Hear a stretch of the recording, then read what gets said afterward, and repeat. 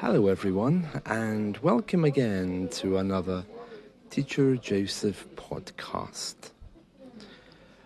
Well, today I'm at Ayr Flower Show, which is taking place at Ayr Racecourse. So let me just explain a little bit about where I am. So Ayr Racecourse has within its grounds a huge pavilion which can be hired out for different reasons. It's like a very large kind of conference centre, popular with companies. Of course, for people who enjoy horse racing, they can come to the pavilion, have a few drinks and watch the horses. So today it's being used to house the flower show. Now, the flower show is a fairly stable event. It's been happening for many years here in this town of Ayr.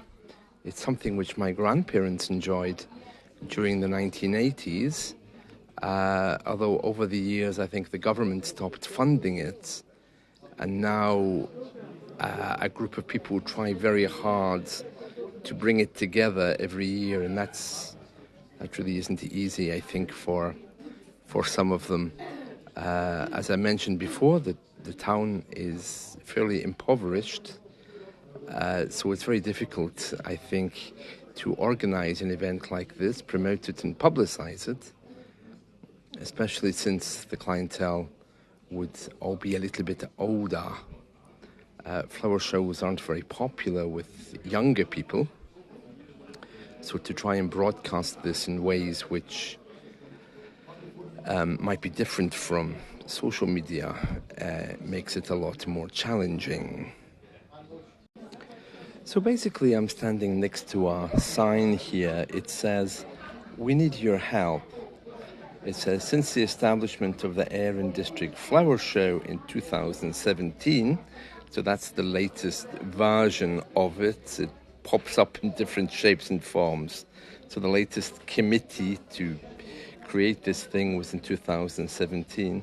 It goes on to say, "The small working committee we have has been able to work on creating a flower show for Ayrshire.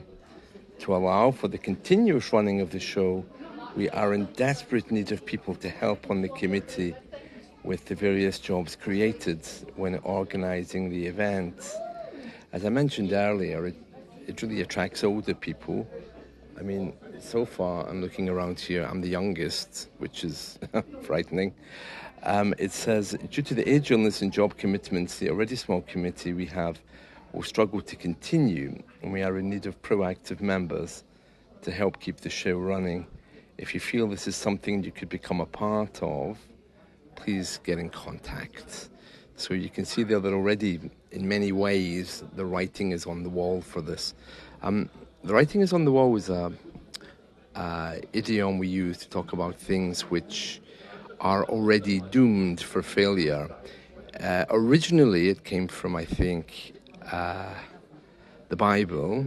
The writing was on the wall for somebody there. I can't remember who it was, but I'm sure it's in or around the book of Daniel somewhere. But anyway, so it looks like this is ready to cave, to fall once again, bearing in mind the words there. But they do work really hard to keep it going, and this is a 2-day event. So now let me just explain to you what I'm seeing here. So I'm sitting just inside the entrance to this conference centre, and there's 1, 2, 3, 4, 5 aisles and a coffee shop. These aisles are full of plants of all different types, shapes, colours, patterns, designs, mosaics. It's very impressive, really. I don't know how they've been able to arrange these all so beautifully. And underneath each flower is the name of somebody who's presumably donated these flowers. At the end of the day, there will be a competition, and the flowers which are designated to be the most beautiful the owner will win a prize. Now, I have to say, this really is a kind of like dress-up affair. The local people here take this very seriously, and I can see people walking around very well heeled. Very well heeled, meaning very well dressed. So it's something which they obviously like. And yes, this isn't just one floor either. There's more upstairs. There's actually demonstrations on flower arranging and on cooking. Now, I'm not really into flowers so much, okay? I was kind of taken here, not against my will, but a family member who loves photography brought me here, just for the photos, not really for the flowers. And really beautiful. It strikes me as strange with the priorities of some of the people here. I mean, the town centre of this place really is awful. The shops have all closed, they're all boarded up.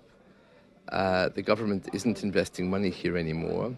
The tourists who do come, whatever they're doing with the cash that they get, the hotels and shops, they're not using it.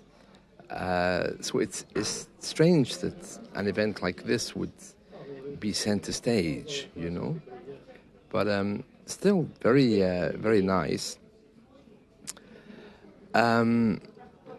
The town itself is really famous for the poet Robert Burns. He's a Scottish national poet. He was born in this town, and that in itself, I think, allows a bit of investment to come in.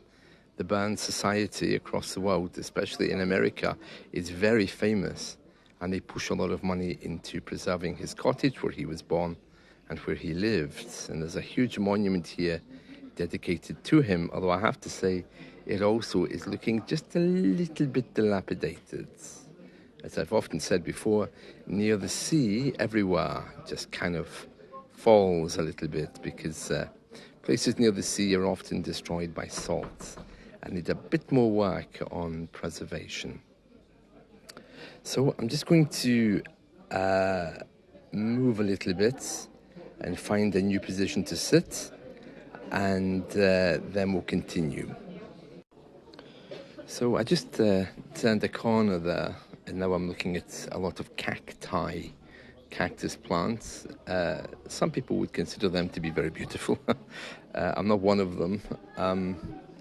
And yeah, there's some beautiful purple flowers, hanging bells, next to this row of cacti. I think I'm saying that right. An advert here for the Scottish Gardeners Forum as well, which seems to be very beautiful. Let's see. Oh, so it looks like there's a fruit and veg stall here as well. They're selling peaches, large pears, but not in boxes. They're selling them individually, as well as tomatoes there. And what else can I tell you?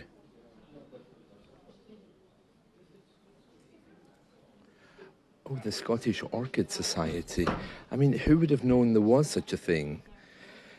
Oh, beautiful, large yellow bells. I don't know what any of these are, so I'm afraid I'm not able to name them. Dahlias. That's one thing that's here. Barbary Vulcan. Oh, sounds like something you'd find in Star Trek, isn't it? Lemon elegans. Oh, very nice, very nice. So yeah, some beautiful flowers, really.